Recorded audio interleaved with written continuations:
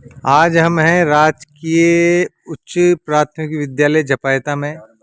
आज आम आदमी पार्टी प्रदेश उपाध्यक्ष महिला शक्ति ने स्कूल का दौरा किया। हम चलते हैं, स्कूल के प्रिंसिपल हैं, उनसे बात करते हैं। सर, इस स्कूल में क्या क्या समस्या है, आप थोड़ा सा बताइए। इस राजकीय उच्च प्राथमिक विद्यालय जपायता में एक तो बिल्डिंग की कमी है। यहाँ पर जो पुरानी बिल्डिंग थी उसकी भी पट्टियाँ गिर चुकी है और उसको भी 5-6 साल हो गए करीब करीब।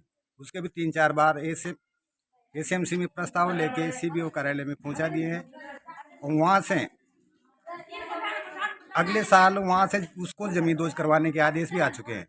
लेकिन जमींदोज करवाने से क्या होगा, उधर उधर खेत आ रहे हैं, फिर रास्ता हो जाएगा यहाँ पर। तो जब तक बिल्डिंग स्वीकृत नहीं हो तो जमींदोज करवाने से फायदा भी क्या है। और दूसरी समस्या ये है कि जो ये अतिरिक्त कक्ष बना हुआ है इसमें भी दरारें आ रही है।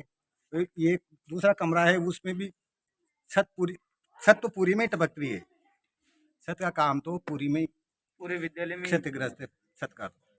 और यहाँ पर तो मेन समस्या तो यही है बिल्डिंग। जबकि छात्र संख्या यहाँ अच्छी है, करीब करीब पंचायत क्षेत्र में सबसे दोनों पंचायत क्षेत्र में सबसे ज्यादा छात्र संख्या यही इसी विद्यालय में 165 है यहाँ। और कमरे कितने हैं सर इसमें? कमरे तो ये तो 3 है, 4 हैं बेटे लायक। अच्छा, 165 बच्चों के लिए जो है 3 कमरे, 4 कमरे हैं बेटने लायक, 4 कमरे हैं। और ये आंगनबाड़ी के लिए दे रखा है। कितने विद्यार्थी हैं गुरुजी?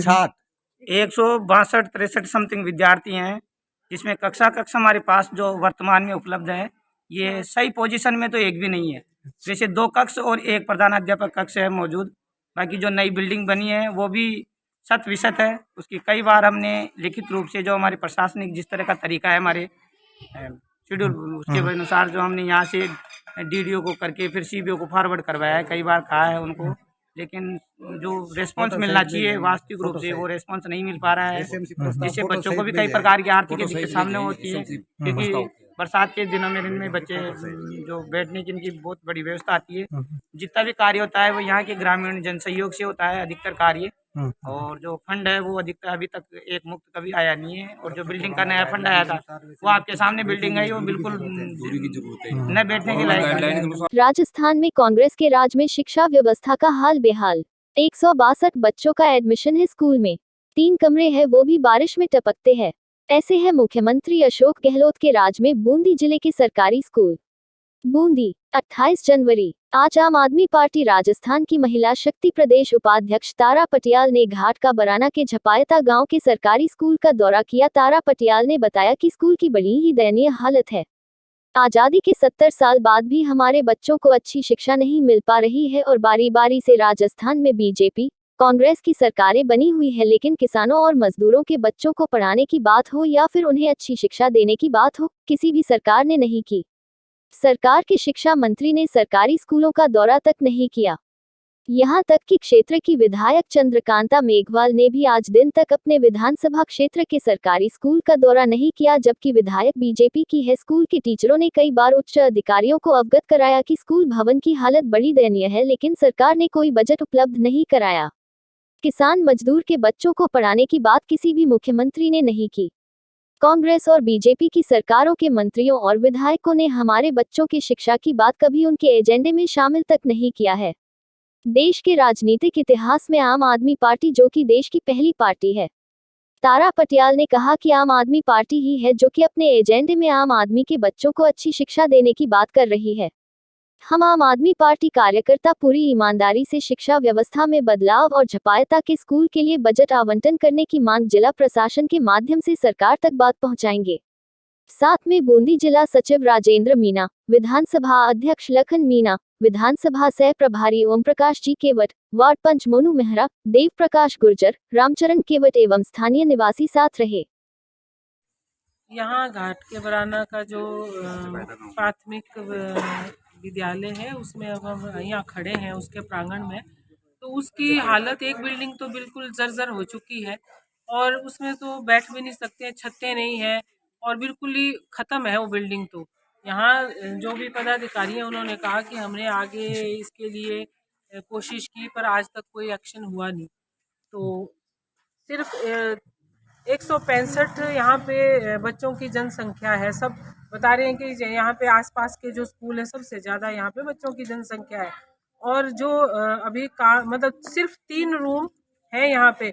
और बताए सरकार ये कोई, सबसे पहले तो ये जवाब लेना चाह रहे हैं हम कि 5वीं तक का स्कूल है, 8वीं तक का स्कूल है और ये 165 जनसंख्या है।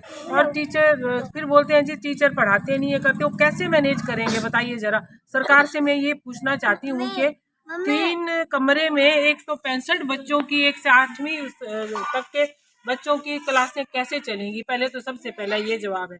और दूसरा, हम इसका प्रयास करेंगे, जिला प्रशासन से मांग करेंगे कि यहाँ की बिल्डिंगों का सुधार हो, इसके लिए बजट लाइए। और यहाँ की जो MLA हैं हमारी चंद्रकांता जी मेघवाल, उनको भी यही जताएंगे कि जब आपने वोट लिए थे जब तो आप यहाँ पे गली गली आई होंगी, और जब यहाँ पे लोगों की समस्या है प्लीज आइए देखिए। इस स्कूल में आप एक दिन 1 घंटा खड़ा होके बताएंगी तो मैं आपको ये मानो कि बहुत बड़ा इनाम आपको दूंगी कि आप इस कमरे में 1 घंटा भी खड़े हो। और क्या कहें, हम यहाँ के लोग सारे निवासियों का यही है कि यहाँ पे कोई भी व्यवस्था नहीं है। यहाँ पे हम एजुकेशन जल्दी कोटा ही क्षेत्रीय विधायक चंद्रकांता मेघवाल जी का निवास है, उनसे भी मिलेंगे। और राजस्थान सरकार में कैबिनेट मंत्री शांति धारीवाल जी से मिलकर मांग करेंगे कि आपकी सरकार 3 साल का जश्न मना रही है और बड़े बड़े इश्तिहार अखबारों में दे रही है कि हमने शिक्षा के स्तर पे बहुत काम किए। मैं उनसे कहना चाहूँगा, आप आएँ इस घाट का बराना पंचायत में और जपायता गांव में राजकीय उच्च प्राथमिक विद्यालय का दौरा करें तो आपको पता लगेगा कि आपकी सरकार में शिक्षा की क्या हाल है, कैसे आम आदमी का बच्चा इसको शिक्षा मिलेगी अच्छी। हम इस मुद्दे को जोर शोर से उठाएंगे और प्रशासन से मांग करेंगे कि इस स्कूल के लिए बजट आवंटन करे जिससे हमारे बच्चों को अच्छी शिक्षा मिल सके। जय हिंद, जय भारत।